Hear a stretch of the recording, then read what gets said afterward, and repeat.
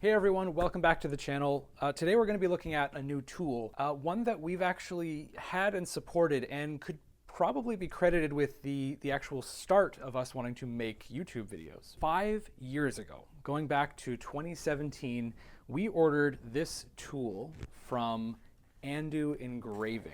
And this is that tool right here. It's actually working exactly the same way as when I first got it. These are very simple tools, they're pneumatic. If you take care of them, then they don't really wear down too much. But 5 years is a long time.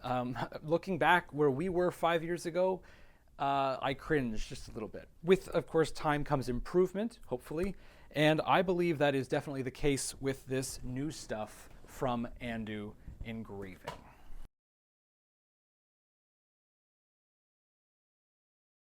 Our friend On at Andu Engraving sent us this box of goodies that we're going to unbox for you, going right back to the very beginning of this YouTube channel. There's also a new tool in this box that I know I have not reviewed. I fully intended on doing so. I'll show it to you in a little bit when we get that far, but it was one that I had intended on showing you ages ago. He had sent me a prototype, and for one reason or another, it didn't quite work out. But we can now for sure show you the final product. I'll shut up, let's get in here. I have been in this box. I wanted to make sure that everything arrived safe, but I haven't really played with it. I haven't done much. I just kind of made sure it was in good order. So it did arrive pretty much as you see it, packed. Incredibly well packed, mind you. He is from Vietnam, so regardless, unless you're in Southeast Asia, of where you order from, probably in the Western world, it's coming a very long way, and I'm happy to say that he does know his stuff when it comes to packing. It will arrive to you in good shape. We'll start with the engraver itself, because this is, I feel, where we can have the most comparison going on. Now, I'm not entirely sure what version this one is, the new one, as compared to this one. Like, is this V5 or V6? I don't know. He doesn't really have product numbers. Overall, the design is essentially the same, but just looking at it, I can tell that it's tighter. Everything, like the finish, I wouldn't say is worse or better. It's more brushed, but all the corners, like his machining work, is exceptionally brighter and more crisp. It also feels a little different, a little bit heavier, which I think indicates that he might have changed the piston inside or something, because these are effectively just a tube. This is the stroke adjustment, so you actually twist this and it pushes or allows the cullet. Oh, that's so tight. That's a good thing. That means that his tolerances have gone up phenomenally, or gone down, I guess. This adjustment ring is very, very tight as compared to the first one. This one feels a little bit looser, not poor quality, but not quite as airtight as you might expect. Over the years of use, you can expect to have a little bit of wear in. Things just, the edges round out a little bit and it gets a little bit looser, but maybe that is to account for why this new tool feels so good. But like, looking at the airtight fit that we're getting, I definitely believe his work has come up in quality. Now, something that I asked him specifically that I haven't really fully figured out yet. Oh, there it is. He's changed the way his handles attach to the actual machine here. There's like a little pin and a lock system, and I believe this is so that you can change the handpiece itself from a foot pedal control to a hand control version. The hand control version is essentially like a little pressure actuator. As you push harder, it hits harder. So you can kind of adjust manually without having to use your foot. However, I don't have any experience with that. I've only ever used the foot pedal version. I'm just comfortable with that. Also using a Fordham flex shaft in the jewelry trade, it's not unheard of to have both feet and then both arms and just tons of things going on all at once. So one thing that I am curious about, because I actually have a number of his tools just kind of kicking around here. I've got a ton of his cullets. I'm wondering if these old cullets are going to fit. I'm hoping that they're just as tight. So this is the V1 It fits nicely. This one's just a little bit looser. Yeah, so I believe he's making all of these collets as well. And being that these were some of the older ones, they might not have the same type of tolerances. So let's look at this other thing. Now, this is, again, this is the product that I never got to actually show you guys. I had fully intended on reviewing it. And he sent me the prototype. I'll show you the prototype after we unbox the actual one. This is on solution to a power hone.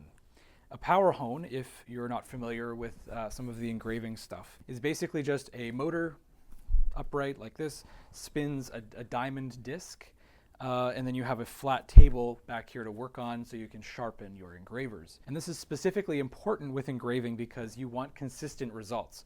If your engraver starts to dull, your point just doesn't cut as well, you need to be able to continue that cut and make all the cuts look the same, because otherwise it's just going to look a little bit weird. So a power hone is a very convenient tool. I wouldn't say it's absolutely necessary because you can use like sharpening stones. That's the way it's usually done with hand engraving, but this is going to be incredibly convenient because looking at the size, it weighs maybe a pound and a half-ish. It's relatively small compared to the official ones from like GRS, or I think Lindsay might resell them. I'm not really sure who makes the power hone, but they're usually like a big box that, you know, there's a lot more going on. This is very travelable, especially if you just want to work light, if you're on the road, using CO2 in engraving, or if you just have a small shop.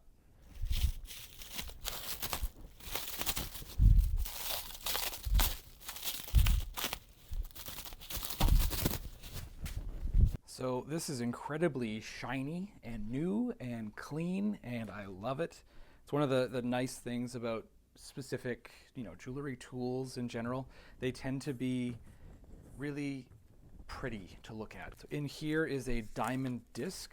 Specifically, this is 3000 grit.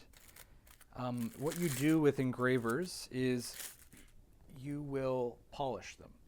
So this will be the final step. You would start with something like a 220, maybe even 100 grit or 80 grit diamond on a disc like this one. So ideally, this is kind of what you're going for. Now, your angles and stuff will change, but this is essentially a blown up version of an engraver, or rather, the graver itself. The engraver is the entire set. The graver is the cutting steel.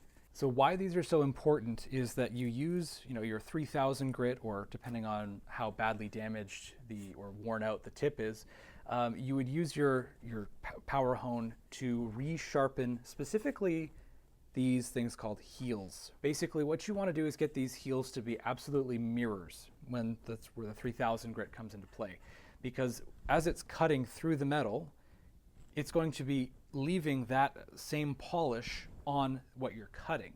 So if you want a rougher look, then you would use a rougher diamond grit.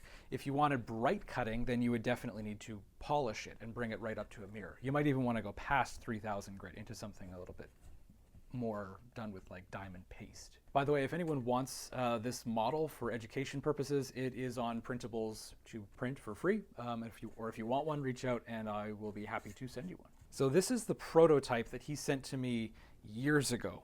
And unfortunately, as it is a prototype, it rapidly broke. We had some problems, specifically electrical problems with it that stopped us from continuing on with that review. Now, I monkeyed around with it, played with it, did a bunch of stuff, and I could not get it to work properly. It all boiled down to basically the power supply. We laymen, or those who are making very small production runs, we don't tend to have access to parts that big companies have. So finding a good power supply was something that he struggled with, and I believe he has solved. This one is a variable voltage adapter. I'm wondering if this is the same plug. Could I actually try to run the prototype? It looks like I can try to run the prototype off of this. So maybe we can try to see if both work. The biggest difference, as you can obviously see here, is this one is much smaller. He was aiming for more pocket-sized, very, very travelable. But I think he ended up, for one reason or another, probably parts related, going with the larger version because I think he was able to get a more powerful motor. I think he added some electronics in there so that when you turn it off and on and adjust the speed, it doesn't, feed back power into the power supply or somewhere in here and basically ruin it. He would still advise, though, and I would advise you as well, don't, go from off to maximum and then back to off again, because it's really hard on just the electronics in general. And I would rather you not have to order another one. So just looking at the readout, it's 24.4 volt, and it'll go all the way down to 9 volts. So anyway, I'm not really sure if we're going to be messing around with that too much. I think this might have been just one of those, this is what he could get, but we'll give it a shot here. So that's on, that must be off. Again, these tools are not rocket science. It's essentially just a motor.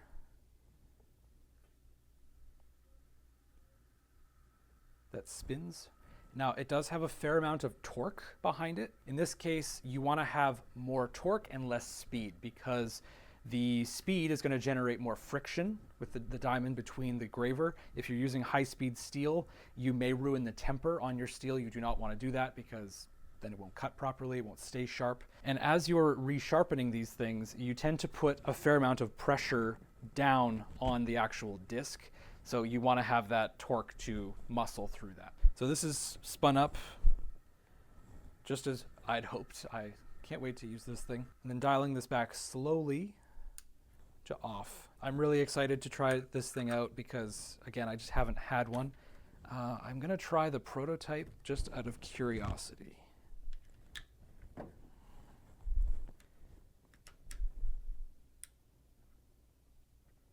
No, this one might be toast. So prototype's dead. That's okay. So something bad happened beyond what I thought. It's all right. That's exactly what it was for. I was kind of hoping I'd have two, but yeah, whatever. All right, so I'm going to go get set up and start to play around with this. I want to be able to do a fairly comprehensive side-by-side review of this because these are still some of the most affordable tools that you can buy for engraving, and the quality is, frankly, it's excellent. It's not always the case that a small, basically one-man show, small workshop can put out quality that can compete with the highest quality that is currently available on the market. Now, there are only basically like 3 engraving companies actually making these tools on Earth, so it's not too difficult to match them. The standard is it's one right next to the other, basically. You don't have to compare between 100 laptops or tablets or whatever. It's a little bit simpler. I'm also going to go over how my setup has evolved. That video that you're not supposed to watch, the very first video, was done in, I think it was 3 apartments ago. Yeah, three apartments ago, where I just had like a basement studio in a bedroom, loud people upstairs pounding on the floors and stuff. Like, it wasn't the best situation at all. Again, in 5 years, we've come so much further than I could have thought at that time. So anyway, here is a look at the foot pedal Andu Engraver in 2022.